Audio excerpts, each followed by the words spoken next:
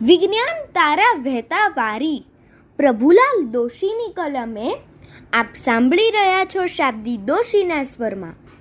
દરેક વાદળને રૂપેરી કોર એટલે કે કિનાર શા માટે હોય છે? આ પ્રશ્ન વાંચતા એક કાવ્ય પંક્તિ યાદ આવી જાય છે, જે પ્રશ્નને અનુરૂપ જ છે. તે આ પ્રમાણે છે: સુનતા હું मैंने भी देखा, કાલે બાદલ में રહેતી ચાંદી કી રેખા.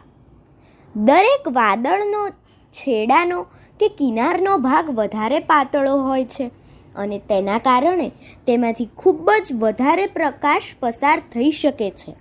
આવો જે પ્રકાશ હોય છે તે જ વાદળને તેની રૂપેરી રેખા કે કોર આપે છે. જો કે કેટલાક વાદળો માત્ર કિનાર ઉપર જ નહીં પરંતુ સમગ્રપણે ખૂબ આછા કે પાતળા હોય છે, એટલે આપણે તેની રૂપેરી રેખા જોઈ શકતા નથી. જો આપણે સામાન્ય વાદળાની ઉપર જઈએ કે જઈ શકીએ તો આપણે તે વાદળને પૂરેપૂરું તેજસ્વી કે ઝગમગતું જોઈ શકીએ, કારણ કે સૂર્ય તેના ઉપર પ્રકાશતો હોય છે.